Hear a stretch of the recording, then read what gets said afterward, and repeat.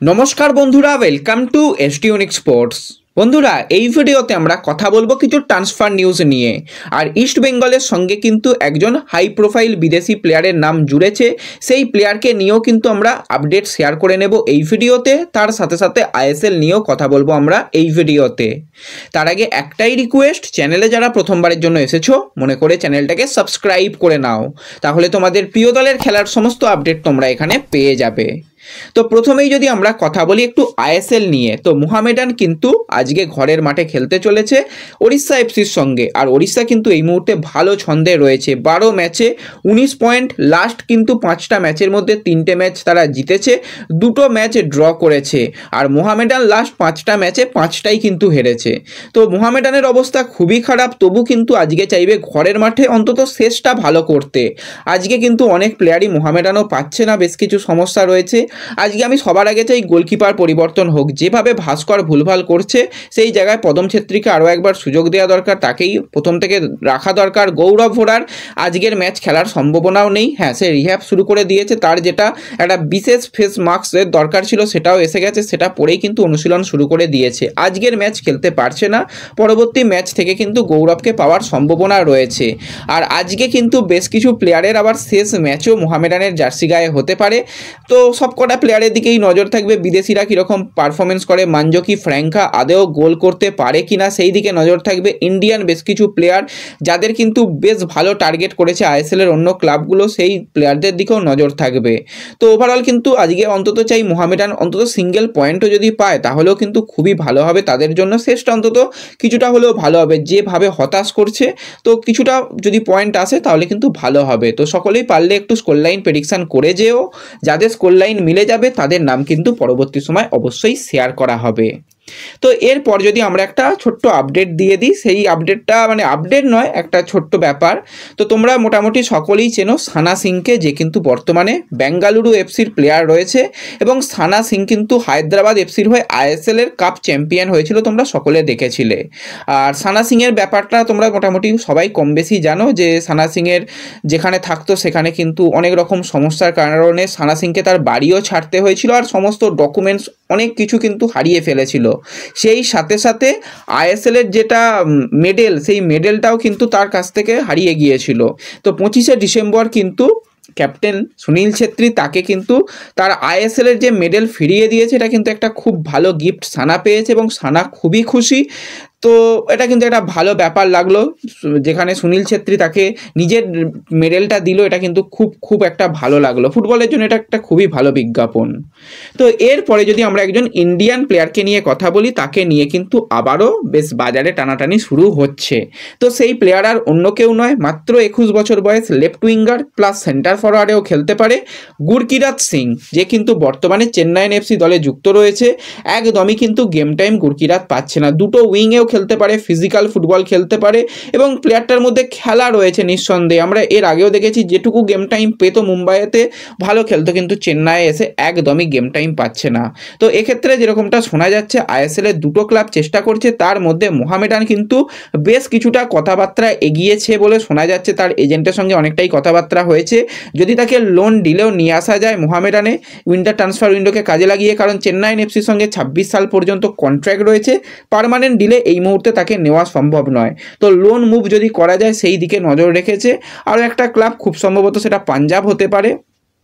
তো দেখা যাক, সেই ক্লাবের নাম যেহেতু এখনও জানি না তো সেটা বলছি না, কিন্তু মোহামেডানে যদি এই প্লেয়ার আসে আমি তো বলবো একটা ভালো প্লেয়ার আসতে পারে, বা এলে কিন্তু একটা ভালো অপশান হতে পারে। হ্যাঁ, অপশান রয়েছে, কিন্তু তারা অতটা এক্সপিরিয়েন্স আইএসএলের জন্য নয়, আর অতটা ভালো কিন্তু এখনও পারফরমেন্স তুলে ধরতে পারছে না। মাখান ছোটের সঙ্গে যদি গুরকিরাত যুক্ত হয় তাহলে কিন্তু আক্রমণ ভাগে আরও একটু শক্তি বাড়িয়ে নিতে পারবে মোহামেডান।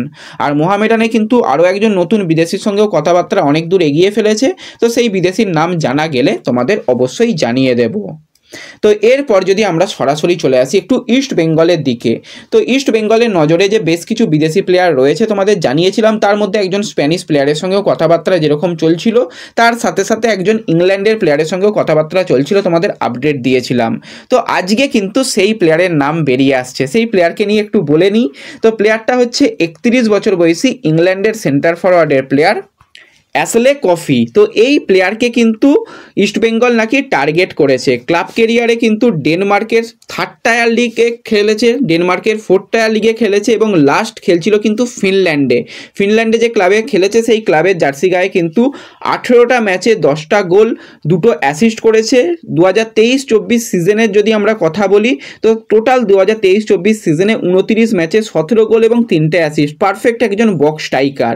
আর এই প্লেয়ার যে এই মানে উইন্ডোতেই টার্গেট হয়েছে ইস্টবেঙ্গলের সেটা নয়, ইস্টবেঙ্গল কিন্তু এর আগেও এই প্লেয়ারকে টার্গেট করেছিল। তোমরা যারা মোটামুটি ইস্টবেঙ্গলের খবরাখবর রাখো, যারা চ্যানেলকে ফলো করো, তারা কিন্তু জানবে অনেক দিন আগে কিন্তু এই প্লেয়ারের নাম একবার গুঞ্জন শোনা গিয়েছিল। তখন হচ্ছে স্টিফেন কনস্ট্যান্টাইনের আমল, তখন ক্লেটন সিলভা একদিকে এসেছিল, অপর দিকে কিন্তু এলিয়ান্ড্রো এসেছিল, 2022-23 সিজনের কথা বলছি।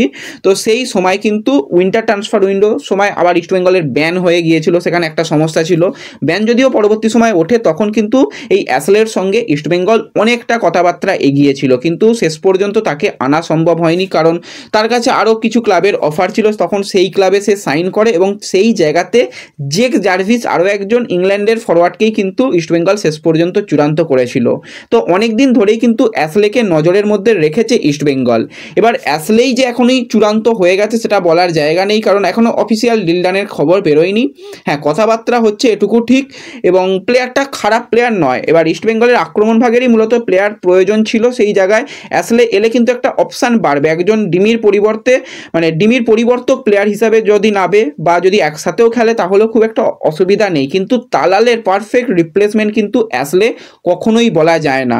ক্লেটন নিচে খেলে দিচ্ছে, কিন্তু ক্লেটনের মেন পজিশন তো সেই জায়গায় নয়, সেখানে খেলে দিচ্ছে, কিন্তু ওইভাবে একজন প্লেয়ারকে দুম করে নিয়ে চলে আসা সেটা কিন্তু মনে হয় না খুব ভালো সিদ্ধান্ত হবে আইএসএল এর নিরিখে। হ্যাঁ, এএফসির নিরিখে ভালো সিদ্ধান্ত হতে পারে অ্যাশলে, কিন্তু আরও একটা অপশান একসাথে ক্লেটন, ডিমি, অ্যাশলেকে খেলানো যেতে পারে, কিন্তু আইএসএলে পারফেক্ট কিন্তু ইস্টবেঙ্গলের একজন অ্যাটাকার লাগবে যে কিন্তু বল হোল্ড করে সামনের দিকে এগোতে পারে।